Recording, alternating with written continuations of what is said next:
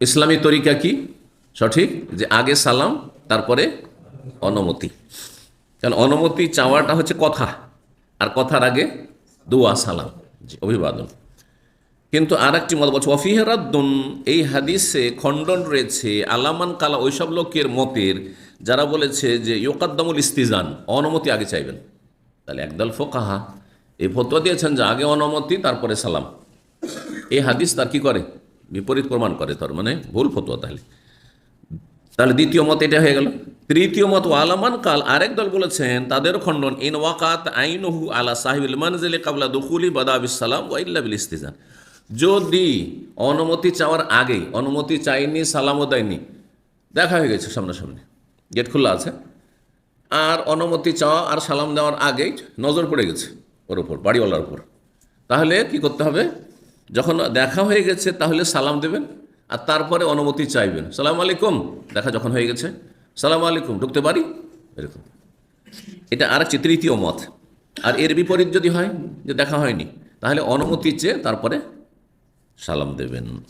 এগুলি সব ইজতিহাদি মত, যুক্তি, যে যখন মুখোমুখি হয়ে গেলেন, একটা লোকের সাথে সামনাসামনি দেখা হয়ে গেল, তাহলে আগে সালাম দেন আর তারপরে অনুমতি চান। কিন্তু না, নবী সাল্লাল্লাহু আলাইহি ওয়াসাল্লাম যেটা শিখিয়েছেন সেটাই স্বীকৃত। ওকানা মিন হাদিহি, তাহলে তিনটি মত এই ক্ষেত্রে হইল, তিনটি মত হয়ে গেল। নবী সাল্লাল্লাহু আলাইহি ওয়াসাল্লাম আদর্শ হচ্ছে আন্নাহু ইযা ইস্তাজানা সালাসান ওয়া লাম ইউজান লাহু, নবী সাল্লাল্লাহু আলাইহি ওয়াসাল্লাম নিজেও কারো বাড়িতে গিয়ে দরজায় গিয়ে তিনবার অনুমতি চাইলেন বাড়ির বাইরে। তখনকার যুগে বাড়ির বাইরে দরজা থাকতো না, এটা যে মেন গেটের দরজা আছে মদিনায়, গরিব খেতে পায় না, মাসকে মাস চুলা জ্বলেন না, আর দরজা দরজা আছে। গ্রামাঞ্চলে বাড়িঘর দেখেছেন, এখন অনেকটা পরিবর্তন হয়েছে, এখন দরজাটা লাগাইতে শিখেছে। কিন্তু একসময় কি বাড়ির পেছন দিকে একটা, হ্যাঁ, মানে নিকাশ আছে, ঢোকার রাস্তা, বের হওয়ার রাস্তা, আর একটা বাড়ির বাহির দিকে রাস্তার দিকে আছে, কিন্তু সব খোলা, সব খোলা, কোনো দরজা থাকতো না গ্রামাঞ্চলে। বরং অনেকের বাড়ির উঠান দেখা যেত, ভিতর দেখা যাচ্ছে, বেপরদা বাড়ি ঘর। আর অনেকের পর্দা থাকলেও অভাবের কারণে দরজা টরজা নেই। ধীরে ধীরে মানুষের পয়সা হলো, দরজা করতে শিখলো, পাকা বাড়ি হলো, তখন দরজা করতে শিখলো। নাহলে কাঁচা বাড়িতে, টাটির বাড়ি, খড়ের বাড়ি, আর তাতে আবার দরজা খুঁজে পাবেন। অনেক সময় খড়েরই একটা, হ্যাঁ, আমরা ঝাঁপ বলতাম, কি বলেন আপনারা? ঝাঁপ বলেন? ঝাঁপ, হ্যাঁ, ঝাঁপ লাগানো থাকতো।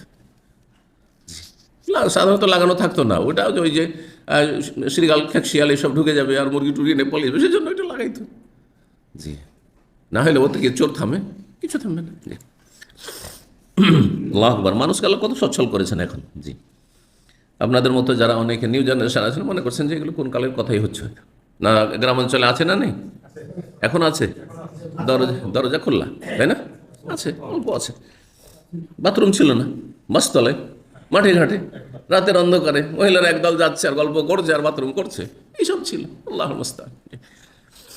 ইসলাম শিখতেও শিখেছে, আর একটু সভ্যও হয়েছে, আর একটু পয়সাও হয়েছে, আলহামদুলিল্লাহ।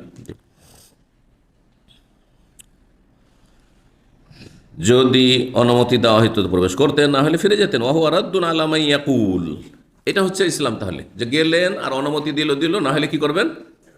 ফিরে যাবেন।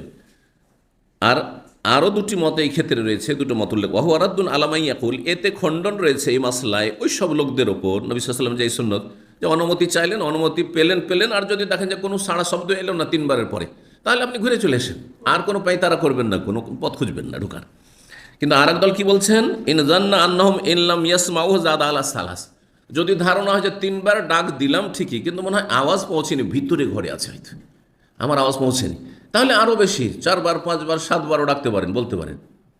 এটা ইজতিহাদ, যে আপনার ধারণা হচ্ছে যে আমার কথা মনে হয় শোনেনি, কিন্তু এর দলিল নেই, 3 বার যথেষ্ট, ব্যাস।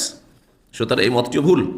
তৃতীয় মত হচ্ছে যে 3 বারের বেশি করতে পারবেন, কিন্তু সেম একই বাক্য দিয়ে না, হ্যাঁ, বাক্য পরিবর্তন করে, বাক ভঙ্গিমা পরিবর্তন করে।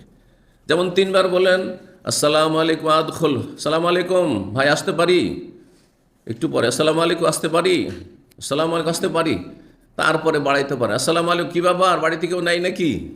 ঠিক না? পরিবর্তন হলো না? হ্যাঁ, কী খবর, আছেন তো কেউ বাড়িতে, ইত্যাদি। ভাষা পরিবর্তন করা যায়, ভাব অর্থ মেলা কথা দিয়ে প্রকাশ করা যেতে পারে। এটিও আরেকটি মত, কিন্তু এগুলি ওলামাদের অনেক সময় ইজতিহাদি মত, দলিল ভিত্তিক নয়, আর আমরা দলিলের সাথে চলব। যারা সালাফদের অনুসারী তারা কোরআন এবং হাদিসের সাথে সাথে সাহাবায়ে কেরামদের আকীদা আমলের অনুসারী। জি।